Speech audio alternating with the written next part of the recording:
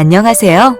자율사물 캡스톤 디자인 지정 주제로 터틀봇 자율주행을 하게 된 투달팀입니다. 저희는 총 20번의 회의를 통하여 터틀봇 자율주행을 완성하였습니다. 5월 11일부터 6월 30일까지의 저희 투달팀의 터틀봇 자율주행 일정입니다. 이 그림은 팀원들의 역할 분담을 정리한 표입니다. 이제 그 하루하루를 소개해드리겠습니다. 첫 번째 미팅인 5월 11일입니다. 저희는 기본적인 ROS 통신에 대한 이해를 위하여 노드 통신을 하는 모습을 그래프로 나타내보았습니다. 앞으로의 방향에 대한 회의도 진행하였습니다. 두 번째 미팅인 5월 26일입니다. 우분투 18.04 버전과 ROS 멜로딕 버전에 많은 오류가 있어 우분투 16.04 버전과 ROS 키네틱 버전으로 변경하여 설치하였습니다. 세 번째 미팅인 5월 27일입니다. 터틀봇 구조에 대해 이해하기 위해 오랜 시간이 걸렸으며 전원 공급에 대한 이해 및 원격 접속 방법, 그리고 라즈베리파이와 오픈CR 및 바퀴의 연결에 대해 이해한 후 기기가 앞으로 전진 및 회전하는 모습을 확인할 수 있었습니다. 네 번째 미팅인 5월 28일입니다. 가상머신 위에 우분투를 올리면 네트워크가 불안정에 많은 문제가 있었습니다. 이를 위해 무선 랜 카드를 구매하였지만 문제는 해결되지 않았습니다.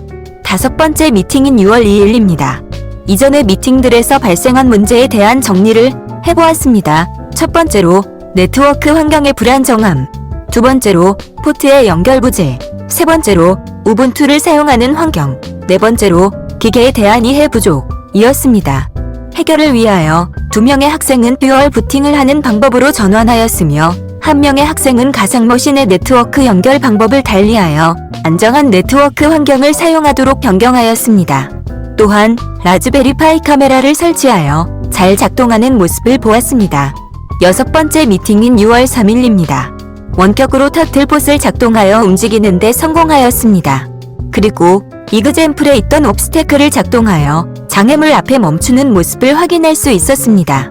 일곱 번째 미팅인 6월 4일입니다. 카메라 노드 작동이 이전보다 원활하게 진행되었고 알비즈 가상 환경에서 터틀봇이 이동하는 모습을 볼 수 있었습니다. 여덟 번째 미팅인 6월 5일입니다. 로스런치 실행 시 카메라와 키보드 작동이 번갈아가며 실행이 잘 되지 않았습니다. 이를 해결하기 위하여 소스 코드를 추가하였습니다. 아홉 번째 미팅인 6월 9일입니다. 중간 점검 발표를 위하여 이제까지의 내용을 정리하는 시간을 가지며 발표를 위한 파워포인트를 제작하였습니다. 열 번째 미팅인 6월 10일입니다. 라즈파이캡 노드 실행 시 지속적으로 문제가 발생하여 관련 파일을 모두 삭제 후 재설치하였으나 해결되지 않았습니다. 11번째 미팅인 6월 12일입니다. 라즈베리파이 자체의 프로그램을 지속적으로 많이 건드려서 꼬여있었기에 이미지를 새로 구웠습니다. 오터레이스 2020 파일도 새로 설치하였습니다. 새로 설치한 이후에도 시메이크 관련 오류는 지속적으로 나타났습니다. 12번째 미팅인 6월 15일입니다. 카메라 수평을 위한 인트린식 캘리브레이션을 진행하였습니다. 그러나 종이가 빳빳하지 않아 제대로 인식하지 않는 모습을 보였습니다. 이에 단단한 판으로 바꾸어 다시 수행해 주었습니다. 또한 익스트린식 캘리브레이션을 위한 오류가 발생하였습니다. 13번째 미팅인 6월 16일입니다. 빳빳한 종이에서 인트린식 캘리브레이션은 잘 수행되었습니다. 그러나 익스트린식 캘리브레이션 관련 오류는 지속적으로 나타났습니다. 14번째 미팅인 6월 18일입니다. 그동안 사용하였던 오터레이스 2020이 아닌 2019년 버전을 새로 다운로드하였습니다.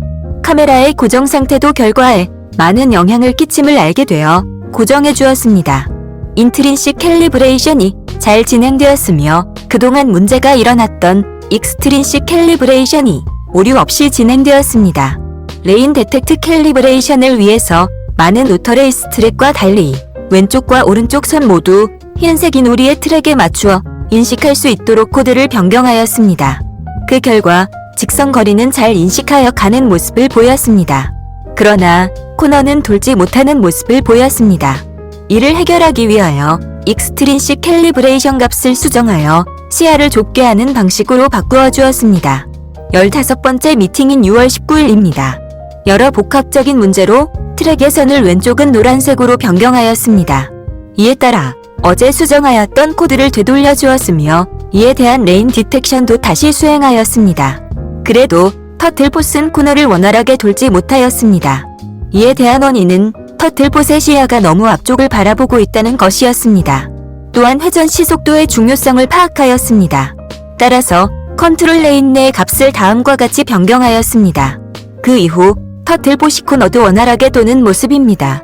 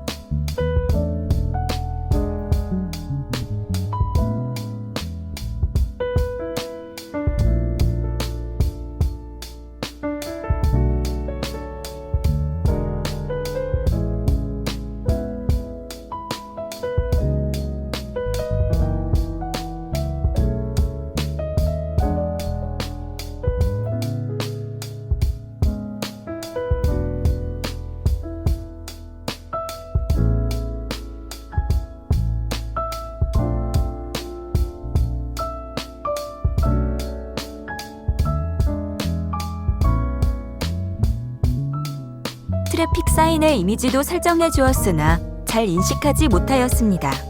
16번째 미팅인 6월 22일입니다. 매뉴얼에 따라 신호를 위한 표지판 이미지를 흰색 여백이 있도록 가공하였습니다. 인식이 훨씬 나아진 모습을 보여주었습니다. 옵스테클 관련 코드와 데텍트 레인을 합치는 과정과 카메라의 외부 요인에 의한 변동으로 다시 터틀봇이 제대로 길을 인식하지 못하는 모습을 보였습니다. 안정적인 주행을 위하여 캘리브레이션을 다시 해야 했습니다. 17번째 미팅인 6월 25일입니다. 안정적인 주행을 위한 카메라 설치를 다시 했으며 이상적인 인트린식, 익스트린식, 디텍트 레인 값들을 캘리브레이션 해주었습니다. 결과적으로 터틀봇이 코너도 원활하게 돌아가는 모습입니다.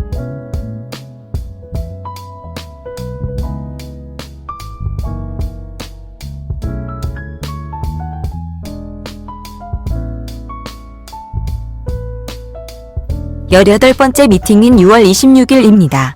옵스테클 관련 처리를 위하여 코드를 수정하는 과정을 반복하였습니다. 그 과정에는 여러 시행착오가 있었습니다. 멀리 있는 물체를 장애물로 인식하는 경우, 코너조차 돌지 못하는 경우, 코너는 잘 돌지만 장애물을 인식하지 못하는 모습을 보였습니다.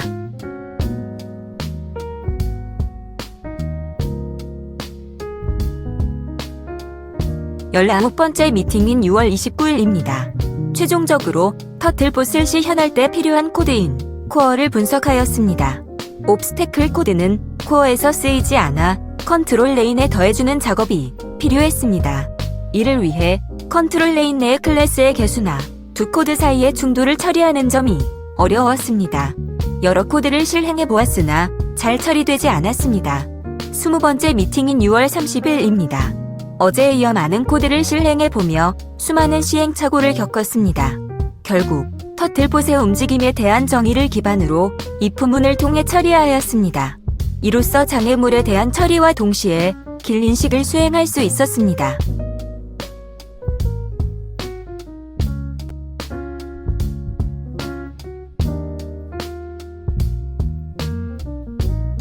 트래픽 사인에 대한 처리를 하기 전 캘리브레이션 값이 제대로 되어 있지 않아 다시 수행해 주었습니다.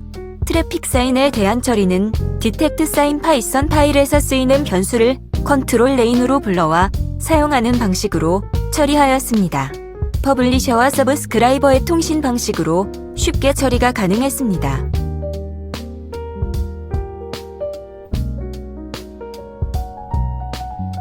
최종 미팅인 7월 1일입니다. 트래픽 사인 중 좌, 우, 직진 인식에 대한 표지판을 시도했으나 실패하였습니다. 시간이 얼마 남지 않았기에 기존 코드의 안정성을 높이는 데 집중하기로 하였습니다. 코드의 수정을 반복하여 터틀봇이 좀 더 부드럽게 작동하는 모습입니다. 이상 투달투달 팀의 자율 사물 캡스톤 디자인 터틀봇 자율주행에 대한 기록 영상입니다. 감사합니다.